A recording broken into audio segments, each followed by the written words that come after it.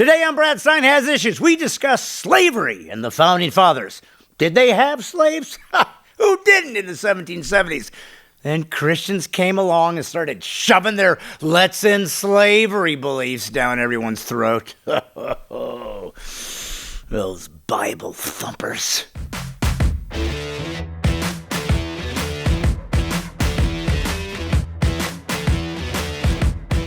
Hey folks, it's God's Comic Brad Stine. Let's talk about the Founding Fathers for a minute, shall we? You need to understand the founders of America if you want to understand America. Why?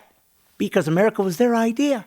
So give them their props. Now I'll give you a few things educated people should know about them. The founders implemented as the bedrock of America values three categories that PC has intentionally singled out as oppressive. Remember, I've been teaching you about cultural Marxism, and one of the strategies for it to work is to destroy the foundations of what does work. Thus, democratic republic or rule of the people must be destroyed and replaced with rule of the state. How's that work in North Korea? Capitalism, freedom to own private property and to achieve as much wealth as you're willing to work for, must be destroyed by stealing your profit from hard work and redistributing it to those that don't work or aren't as proficient as you, thus crippling your incentive to work. And ultimately, the state will come in and pay people to behave and submit their freedom to the new slaveholders now known as big government. But there's a problematic issue the left has with our founders. That is true. They owned slaves. First off, the term owned slaves, kind of redundant, isn't it? I mean, you have a slave, you own him. There was no leasing of slaves, no could you rent a slave, right? Well, unless you include indentured servitude, which is like renting yourself out for brutal manual labor in order to, in a few years, pay off your passage to America, or nowadays, your student loans. Kind of like a modern-day version of Molly Mates, without having the option of going home when you're done with additions, but instead you have to go sleep in the shed. Now, most people realize that the founders were very smart, so how did they miss the fact that they owned slaves while writing the Declaration of Independence that included the phrase, "We find these truths to be self-evident, that all men are created equal and endowed by their Creator with certain unalienable rights, amongst which are life, liberty, and the pursuit of happiness." Not a lot of happy slaves out there, are there?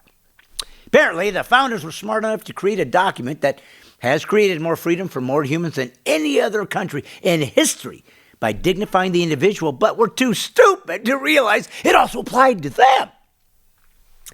Notice the word used as the impetus to the whole concept. The founders believed that slavery was wrong, not because men are innately noble and would come to the conclusion that slavery was wrong on their own, but instead would need a little nudge from a higher source. And when God gives you a nudge, you noticed it.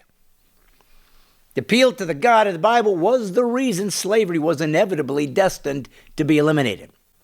Interesting when some have tried to use the Bible to justify slavery. But guess what? Oh, you're not going to believe this, atheist. The Bible never justified slavery. Just tried to guide a culture that already had it to treat slaves as having the same dignity their owners have. Thus, that's why we also ended slavery in America. If the founders thought slavery was good, why would they create a document that condemned it?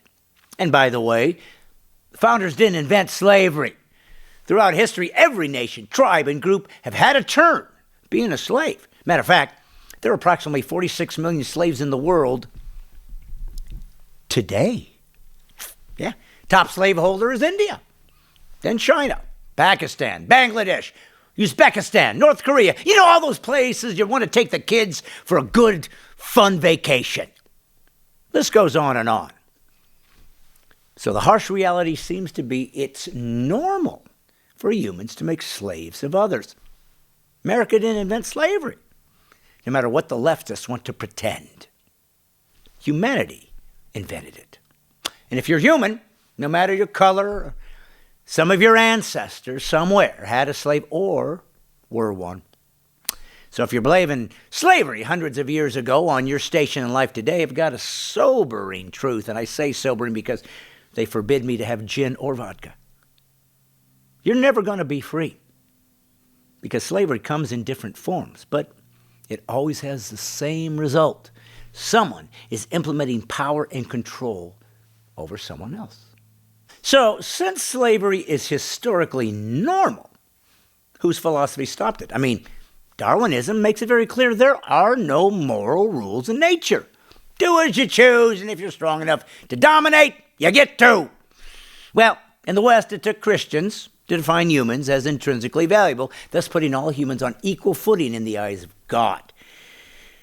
Because of Christianity's revelation to man, we learn that to own another human is therefore immoral. You see, a slave owner gets to tell you what you can learn, what you can't, what you can do for work, what you can't, what you can read, what you can eat, where you can go, where you can't. You get to make no decisions without the master's approval. So essentially, to be a slave means that someone else gets to define your personhood and your autonomy and even your conscience. Someone else gets to literally control who you are while you are their property. So here's what I want to ask you. Since slavery is so evil, and it is, let me ask you this question. Is there slavery in America today? Just observe, is there any group telling you what you may or may not think? Because if there are, and you succumb to their demands, they own you. When you hear someone speak about slavery today, everyone agrees it's immoral. We get it. So do you not see any irony whatsoever in the fact that the only people in the United States that now want to control the thoughts, freedoms, and autonomy of fellow Americans are progressive leftists that say the Founding Fathers were evil for having slaves? In other words, people that try to control other people's freedoms are evil. I agree. But the only people in America saying you can't speak on a university campus are leftists. The only people claiming your religious beliefs are a smokescreen for discrimination are leftists. The only people claiming that if your conscience says you can't participate in funding abortions, that you're anti-women. And guess who's saying that? Leftists. The only people censoring ideas they can't control? Leftists. They're so good at owning others' freedoms that they've literally fooled themselves into thinking that only their slave master mentality is virtuous. Remember, the Bible says that there are none so blind as he who will not see. Remember what we've learned today then. Beware of people who malign the Founding Fathers, who owned slaves, which was normal to 1700s culture, but then don't give them credit for creating a country that would have to eventually end slavery. A bloody war ensued to show what lengths Americans were willing to go to free people that couldn't free themselves. If, on the other hand, you let certain Americans control your freedom by focusing on the past, as though that's who we are today, to justify returning America to slavery by owning you and your family and your freedom of religion and your freedom of conscience, then don't blame me. I warned you. So how sacred do you treasure liberty? Someone can try to make a slave of me, but I'm on to them. As for me and my house, we don't play that. You know why? Because PC free is liberty. I broke your chains this time, folks. Hey, folks, I don't know where exactly you just watched this last episode, but if you no longer want to be a slave to having to let people put stuff on the internet that you didn't want to watch, if you no longer want to be a slave to watching people that aren't nearly as funny and unique and special and creative and humorous and smart as me, then you're going to need to go to my YouTube channel, Brad Stine Has Issues, and immediately push the subscription button. Now, I'm watching, and I'm counting the subscriptions, and if they don't start adding up, it means only one thing. You want to chain me to this life of giving all this wonderful labor of information and not getting paid. If you don't go immediately to Brad Stine Has Issues, subscribe, well, you're a slave owner, and I'm just your minion.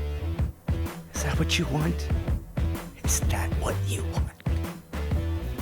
Go subscribe right now. Free me.